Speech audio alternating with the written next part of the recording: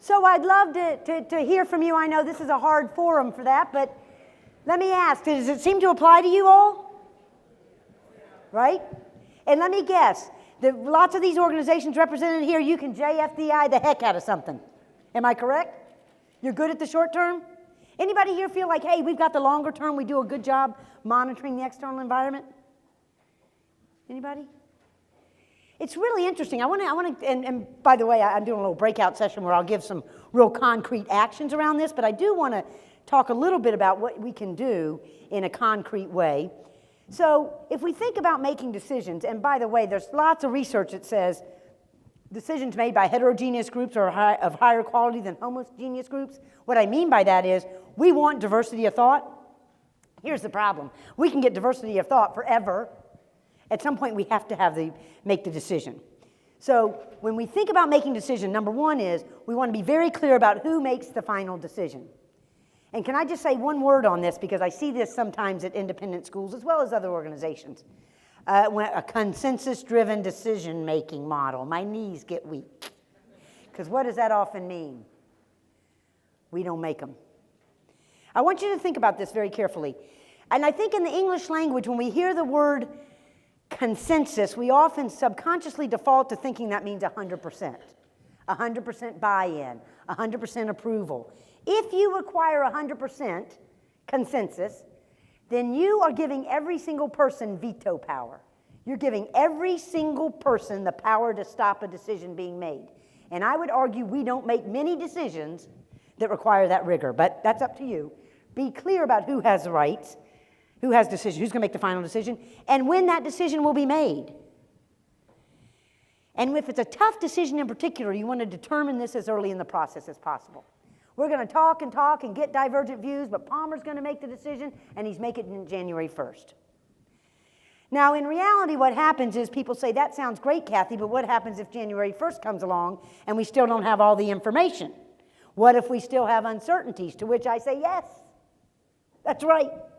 If you're going to wait till you have no more uncertainties, you'll never make the decision. So, let's make the decision. We're going forward with alternative A. As we do that, let's explicitly be ready to be agile in our execution. How do we do that? 3 actions. Number 1, identify what our key uncertainties are. You see that I say trends and uncertainties. I'll talk about that in a minute. Number 2, figure out a way that we're going to dynamically monitor. We're going to look for those early indicators. By the way, these 2 steps are budget neutral. I know many of you work on a tight budget. This costs you nothing financially. It does mean you may have to change your culture. You may have to spend some time, carve out time, but it does not cost you money. The 3rd step, if you do some small bets or rapid experiments, that may cost money. But those first 2 steps, if you all could even do this in a more organized and formalized fashion, I would argue you're one step closer to being able to manage uncertainty. Let me explain a little bit what I mean by this. So, you notice I say trends and uncertainties. I want to give so every organization with which I work says, okay, what could the future hold for us? What could happen? I want to have a more nuanced approach. I want us to think about what do we know is going to happen and what do we know we don't know. I'm going to call these known knowns trends, things we know are going to happen. So what's a trend? Baby boomers getting older and living longer in the United States. That's a trend, correct? We're pretty sure that's going to happen. I do a lot with hospitals. There are a lot of uncertainties if you're a hospital in the United States, but there's one trend that we know is going to happen. We are going to be giving more and more care on an outpatient basis, correct? We're pushing more outside the hospital. Technology's allowing it. It's less expensive. It's actually safer in many cases. Here's a dirty little secret. Hospitals in the U.S. hate that trend. Why do they hate that trend? One of their revenue streams, what they call heads in beds. I don't want you to be sick, but if you're going to be sick, come be sick in my bed. If you know any hospital administrators, one of their big key performance indicators is what they call census. The utilization. They're checking it every hour on the hour. How many beds are occupied right now? I do a lot of work with hospitals, and I tell them, I know you hate that trend, but if you know it's going to happen, I should be able to look at your 5-year plan, and you're planning for it, whether you like it or not. So I want you to think right now about your schools. What is it you know is going to happen over the next 5 years, whether you like it or whether you hate it? Are you planning for it? And it's funny how often I find that organizations say, well, not so well, at least some of them. So that's why this nuanced conversation is good. Uncertainties, now these come in a different two varieties. The unknown unknown, sometimes we call these in business black swans because of a book called The Black Swan Theory. These are things that come out of the blue. They're completely rare, completely unpredictable. And my feeling on that is we can keep ourselves up all night worrying about whether aliens coming from Mars are going to happen, but we're still not going to know about it. There are lots of known unknowns.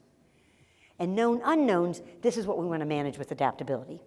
So we don't have time now, maybe we will in the breakout group, but this notion of saying, okay, let's sit down, go back with your folks and say, and I've done this, by the way, with 5 or 6 independent schools already, and it's very interesting when you say, for our market, for our school, for our types of students, what do we know is going to happen? What do we know we don't know? And that left-hand column, what you know is going to happen, start planning for it. The things you know you don't know, that's what you want to say, okay, I don't know exactly what's going to happen, but I'm going to look for early indicators of change. Now, what do I mean by early indicators?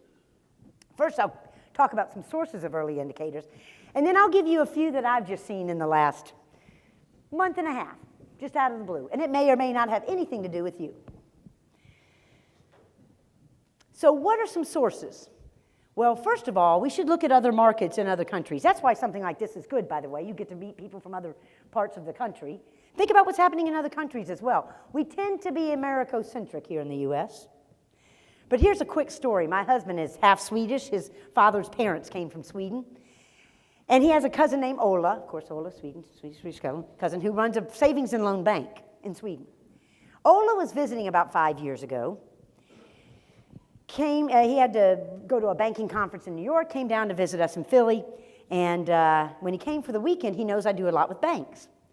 And he said, Kathy, the biggest bank in Sweden is Swedbank, has 500 branches, and only 30 of the branches carry currency. I said, huh? I don't understand. I said, do you mean to tell me that in 470 branches, or whatever it was, I cannot go in with a check and get money back? And he said, what's a check? That's when I knew I was in trouble. Right? I don't know if any of you have been to Sweden lately, but did you know that Sweden has made a commitment to be the first developed country that's completely cashless? Now, I say that to American bankers, you know what they say? That's never going to happen. No way, that'll never happen. We won't have that happen in the U.S. Okay. Ola couldn't believe, he's a big sports fan. I don't know if any of you all are sports fans, but my husband took him to his first NFL game, took him to a Philadelphia Eagles game. He's never been the same since. But anyway, if you know, and they're kind of rough, those Philadelphia Eagles fans. They throw snowballs at Santa Claus. But anyway, so they went, and they took public transportation.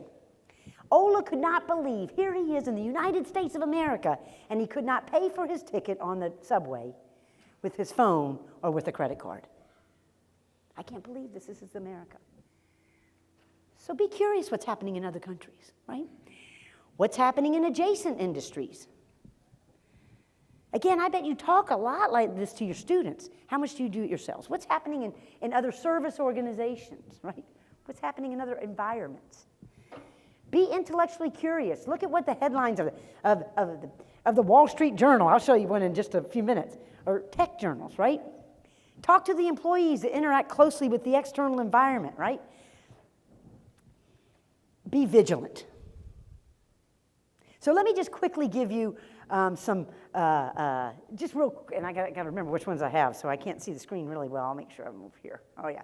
So I was in Dubai about a month and a half ago, and I had the occasion to meet someone who was from the Ministry of Artificial Intelligence.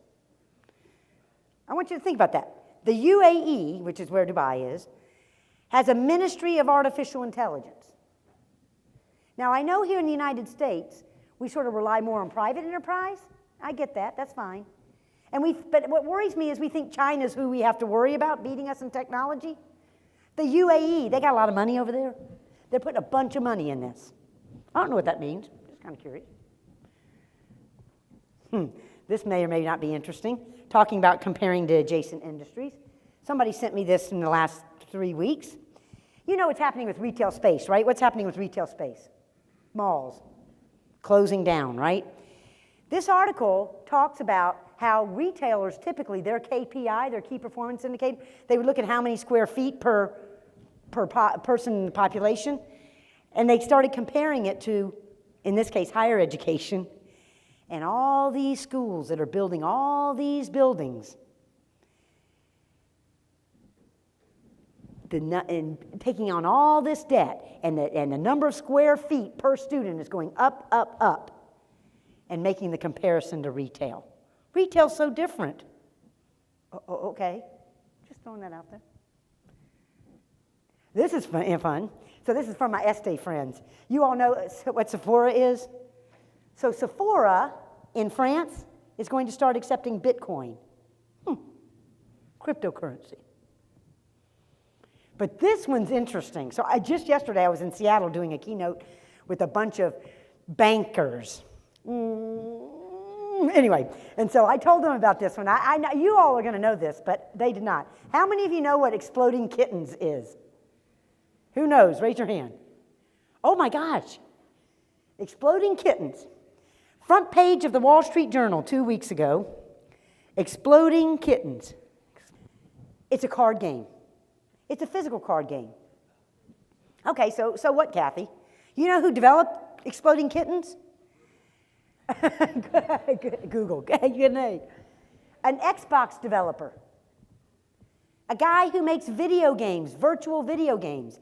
And he said, you know what? I see this yearning. I see this need. I see this desire for face-to-face communication.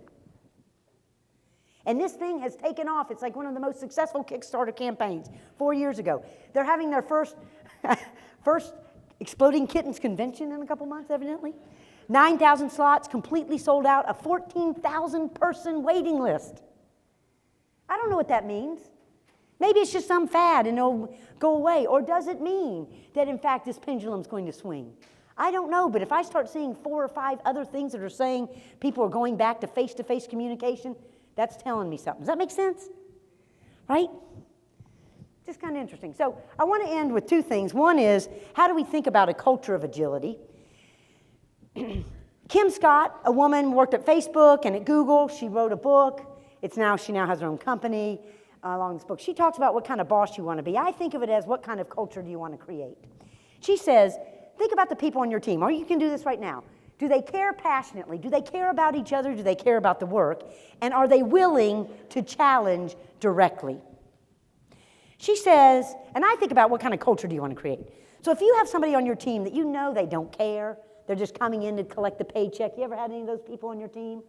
But they're always speaking candidly. She calls this obnoxious aggression. If you have somebody you know they don't care, but they won't even tell you what they think, they're only going to say what furthers their own cause, manipulative insincerity. I think, and I'm sure most of you have staff that really, really care passionately because of what you do. They care about each other and they care about the work. She says if you have somebody who cares passionately but they aren't willing to speak up, she calls this ruinous empathy. Sort of this idea of, I don't want to hurt anybody's feelings, kumbaya, team player, collaboration. But there's another reason why I see sometimes people don't speak up, even when they care. What's the other reason? Fear, sometimes, right? She says what you want is people who care passionately, and you have a climate that allows them to speak candidly. She calls it radical candor. It's the name of her book. It's the name of her podcast. It's the name of her company. I have not read the book. I've read papers by her. Interesting. Now, in business school, we think we can explain everything with a 2x2. It works well for us. But in reality, there are some other dimensions, aren't there? Like a third dimension might be trust. It's going to be hard to have radical candor if you don't have a trusting environment. Emotional intelligence. If you're going around being radically candid without emotional intelligence, people might think you're being obnoxiously aggressive. I'm just throwing that out there. And of course, there's a time and place. She tells a story in her podcast about a reader had sent her an email that said, I tried radical candor on my boss, got fired. So you want to be careful. We can't guarantee a good outcome, but we can raise the probability of a good outcome by adopting certain behaviors. And I just want to end on this notion of perceptive leadership. So when I do these talks for the last 5-10 years, people come up and say, hey, do you have any references? I'd like to go deeper into looking for early indicators or strategic agility. And I'd have like a little sheet I'd give them, or do you have a paper? And so I had these little white papers. And finally, my husband, let me just real quickly tell you about my husband. My husband graduated from West Point, so he learned leadership at West Point, got a master's in engineering, got out of the Army, worked in the corporate world, led a lot of manufacturing facilities on the East Coast, so he knows leadership from the corporate world. At the age of 48, he quit his job and went back to school to get a PhD in history. And now he teaches history part-time. So he said, Kathy, why don't we just put together a little handbook? So we did on perceptive leadership. And we're still married, so it works out well for us. Anyway, so the structure of it, I won't bore you with it, but the structure of it is every chapter is a particular characteristic. The first chapter, for example, is on the role of purpose, how you have to have a purpose and commander's intent. And I give a little couple of pages of business context and references, all sorts of references, and he has a case study. For this first chapter, he talks about D-Day and the Allied forces and how when the battle began, everything went to hell in a handbasket, but they had a strong purpose, so they were successful, right? So anyway, I won't bore you with it. Every chapter, we talked about some of these external environment, known knowns and known unknowns, talking about vigilance. Anyway, so we put all this together. It's all about being perceptive, about building the skills and also managing uncertainty. So now you have to come up with a cover, right? So we put it out to bid, and we got all sorts of crazy covers for this book, right? Somebody sent in a very detailed sort of evil eye because a perceptive leader. It looked really creepy. I said, no, we're not going to do that. Some had, leaders on top of a hill, like this. Really cheesy. Don't like that. So finally we decided, let's just do something simple. Let's do something that represents uncertainty. Just plain, simple uncertainty. So we showed it to friends and family. That's great. Showed it to other people. It's great. Started putting it in my talks, and at the end I would say coming out late spring 2019. And I've shown it to probably 300 or 400 people at this point. I'm in front of 100 people from banking at the Wharton School. Some guy raises his hand, and what does he say? I assume you meant to have 2 2s on that die.